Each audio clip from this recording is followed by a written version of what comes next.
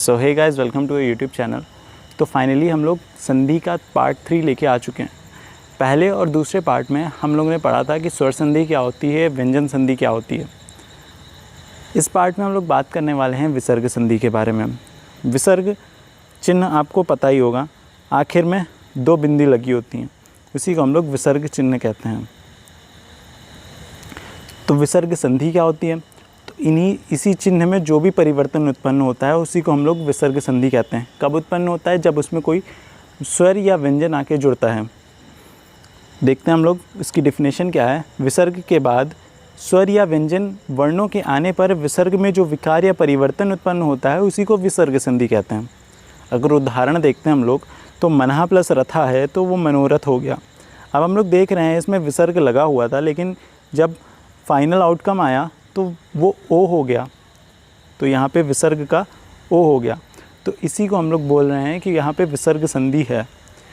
कौन सी वाली है? अभी टाइप्स हम लोग जब पढ़ेंगे तब आपको समझ में आ जाएगी कि कौन सी वाली संधि है। फिर देखते हैं कि कुछ पॉइंट्स हैं, जैसे विसर्ग में निम्नलिखित प्रकार के परिवर्तन प्रायः देखे जाते हैं कि मतलब विसर्ग किन किन चीज़ों में परिवर्तित होते हैं। तो 3 पॉइंट्स हैं, जिसमें पहला पॉइंट विसर्ग ओ हो जाता है, दूसरा है विसर्ग रा हो जाता है, तीसरा है विसर्ग को श श स हो जाता है। फिर ऋतु संधि। अब इसके टाइप्स की हम लोग बात करने लगे हैं, तो पहला टाइप आता है ऋतु संधि का। इसका सूत्र होता है ससजुषोः रुहा।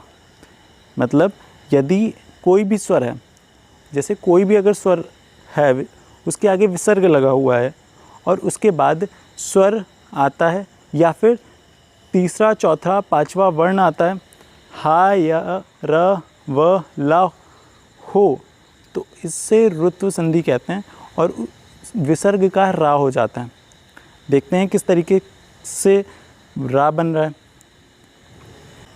तो चलिए उदाहरण से हम लोग समझते हैं कि ये क्या कहना चाह रहा है। तो तीसरा, चौथा, पांचवा वर्ण आपको पता ही होता है। ये सारे वर्ग होते हैं, का वर्ग, चा वर्ग, टा वर्ग, ता वर्ग, पा वर्ग। इसका पहला वर्ण, दूसरा वर्ण, तीसरा वर्ण, चौथा वर्ण, पांचवा वर्ण, इस तरीके से वर्ण होते हैं। अब यहाँ पे तीसरा, चौथा, पांचवा आपको ध्यान देना है, ठीक है।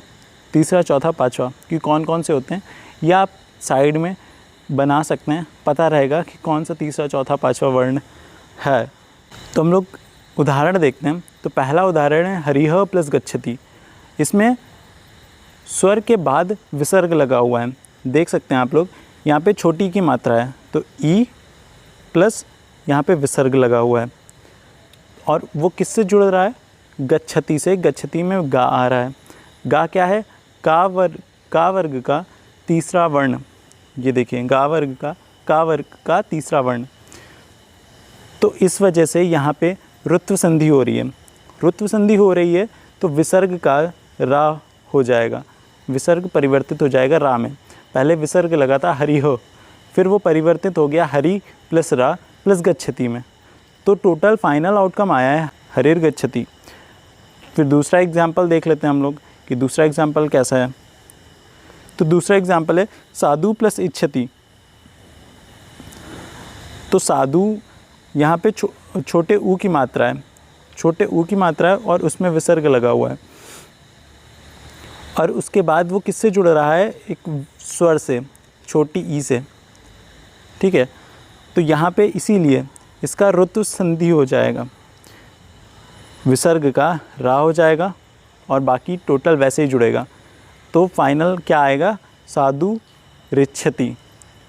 फिर सेम तीसरा एग्जाम्पल भी वैसे ही है, तय भिक्षते। तो तय प्लस रा, विसर्ग का रा हो गया, और भिक्षते। भिक्षते क्या है? चौथा वर्ण है पा वर्ग का, तो ये फाइनल हो जाएगा तैर भिक्षते। तो अब मैं कह सकता हूँ कि आपको ऋत्व संधि समझ में आ गई होगी। अगर नहीं आई तो एक बार फिर से बैक करके धीरे धीरे दिमाग लगा के समझिए, ज़रूर समझ में आ जाएगा। तो हम लोग अब विसर्ग संधि का दूसरा टाइप देखते हैं, जिसका नाम है उत्व संधि। तो उत्व संधि की बात करते हैं तो यदि विसर्ग से पहले ह्रस्व आ तथा बाद में ह्रस्व आ हो तो विसर्ग का ऊ हो जाता है, और फिर इन दोनों विसर्ग से पहले आ और बाद में ऊ मिलके ओ बन जाता है। बाद में आने वाले आ का पूर्व रूप अवग्रह हो जाता है। अब ये जैसे इतना बड़ा डेफिनेशन लिखी हुई है, इसको आपको बस दिमाग में रखना है। इसको जब समझ लेंगे तब आपको इसका मतलब भी समझ में आ जाएगा। अभी तो ऊपर से चला गया होगा। देखते हैं कि ये क्या कहना चाह रहा है।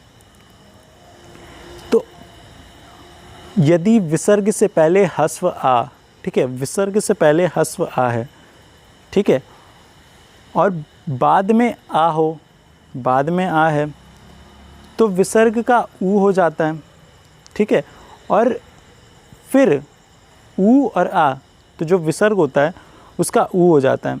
तो यहाँ पे आ है विसर्ग वाला, तो ये बन जाएगा आ प्लस ऊ, ठीक है, और ये जब मिलेगा तो ये ओ बना देगा। तो ओ बना देगा, जो फाइनल आउटकम आएगा हम लोगों का उसमें ओ जुड़ा होगा, और जो बाद वाला आ है, बाद वाला आ है उसका अवग्रह चिन्ह बन जाएगा। सिंपल सी बात। तो इसका ये मतलब है। देखते हैं अब उदाहरण कि क्या क्या उदाहरण दिए हुए हैं। तो आ में विसर्ग लगा हुआ है, उसके बाद क्या जुड़ा रहा है, आ। तो ये एक तो ओ हो गया। क्यों हो गया? कि विसर्ग ऊ बन गया और ऊ और आ दोनों ओ बन गए, ठीक है, और ये बाकी पीछे वाला आ अवग्रह बनने गया। तो सिंपल ये इसका मतलब था। होपिंग कि समझ में आ रहा होगा आपको। उदाहरण देखते हैं हम। का प्लस अपी, तो का के बाद विसर्ग है, फिर अपी उससे जुड़ रहा है। तो जो यहाँ पे का है, का और विसर्ग लगा हुआ है, तो अगर हम लोग इसे तोड़ेंगे तो ये का होगा प्लस आ होगा प्लस विसर्ग होगा। ठीक है ना? ठीक है, समझ रहे हैं ना आप कि क्या है? का और विसर्ग लगा हुआ है का में, तो उसका मतलब ये होगा। तो का विसर्ग अपी, ये हो जाएगा को अपी। ठीक है, ये अवग्रह आ गया बीच में और इधर ओ बन गया, तो यहाँ पे हो गया को अपी। दूसरा एग्जाम्पल देखते हैं। रामः प्लस अत्र, तो यहाँ पे छोटा आ है, उसके बाद विसर्ग है और दोबारा आ रहा है अत्र। अत्र में भी आ है, तो यहाँ पे रामो अत्र हो जाएगा। सह प्लस अगच्छत, तो यहाँ पे स का जो विसर्ग है वो ओ हो जाएगा। सो और ये बाद वाला आ हो जाएगा अवग्रह, तो सो अगच्छत हो जाएगा। तो सिंपल था ये वाला, बहुत सिंपल था। उत्व संधि। अब हम लोग बात करते हैं इसका दूसरा नियम। ठीक है, ये तो हो गया पहला नियम कि इस तरीके से होता है। अब दूसरा नियम है आ प्लस हश। हश प्रत्याहार क्या होता है? वर्णों का तीसरा, चौथा, पांचवा हा, य, व, र और ल, इस स्थिति में विसर्ग के स्थान पर ओ की मात्रा होती है। ठीक है, जैसे अभी हम लोगों ने ऊपर पढ़ा कि आ के बाद आ है तो वो ओ बन रहा है, वैसे ही यहाँ पे अगर आ है उसके बाद हस प्रत्याहार है। हस प्रत्याहार अभी पिछले वाले में भी हम लोग ने देखा था, रुत्व में, यहाँ पे भी हम लोग देख रहे हैं। तो पिछले विसर्ग संधि के टाइप में रुत्व संधि जिसका नाम था, उसकी टाइप में हम लोग देख रहे थे कि हस प्रत्याहार था और साथ साथ स्वर था, बट यहाँ पे स्वर नहीं है। ठीक है, या तो आ होगा या तो हस प्रत्याहार होगा। ठीक है, गोपाला हसती, तो गोपालो हसती हो जाएगा। गजहा प्लस धावती, तो गजो धावती हो जाएगा। बालहा प्लस याति, तो बालो याति हो जाएगा। नमा प्लस नमा हो जाएगा नमो। ठीक है, ये सिंपल सी दूसरा नियम था उत्व संधि का। तो ये दूसरा हम लोग ने देख लिया उत्व संधि। हम लोग तीसरा देखते हैं सत्व संधि। तो सत्व संधि का सूत्र होता है विसर्जनीय से सा। यदि विसर्ग के बाद में खर प्रत्याहार का कोई वर्ण आता तो विसर्ग का सा हो जाता। ठीक है, खर प्रत्याहार। अब खर प्रत्याहार क्या होता है? प्रथमा, द्वितीय और श, श, स, मतलब का, खा, चा, छा, त, थ, मतलब पहला और दूसरा जो वर्ण होता है किसी भी वर्ग का, वो और श, श, स, ठीक है, ये प्रत्याहार हो गया। अब खर प्रत्याहार तो आपको बस परिभाषा में लिखने के लिए याद रखना है, बाकी याद तो आपको ये रखना है कि क्या क्या होता है, खर प्रत्याहार का क्या मतलब है। अगर आपको नहीं आ रहा तो महेश्वर सूत्र से भी बना सकते हैं, बट उससे थोड़ा सा टाइम चला जाएगा। इससे अच्छा है आप लोग ये याद रखिए।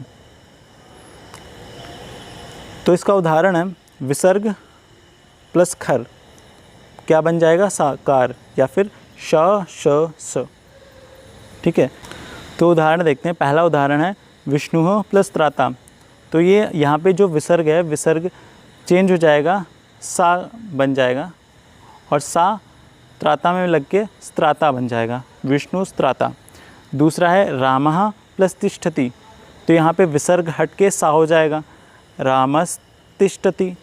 फिर नमः प्लस ते, तो यहाँ पे विसर्ग हट के नमस्ते हो जाएगा, ठीक है। होपिंग की समझ में आ रहा होगा कि विसर्ग के बाद अगर खर प्रत्याहार आ रहा है तो उसका सा हो जाता है, एज सिंपल एज दैट। तो इसके उदाहरण ये कुछ 3 हैं, बाकी उदाहरण बुक से आपको मिल जाएंगे। फिर सुलोप संधि, ये चौथी संधि होती है। इसका मतलब है कि सा व एषा के विसर्ग का लोप होता है बाद में यदि कोई व्यंजन हो तो, ठीक है।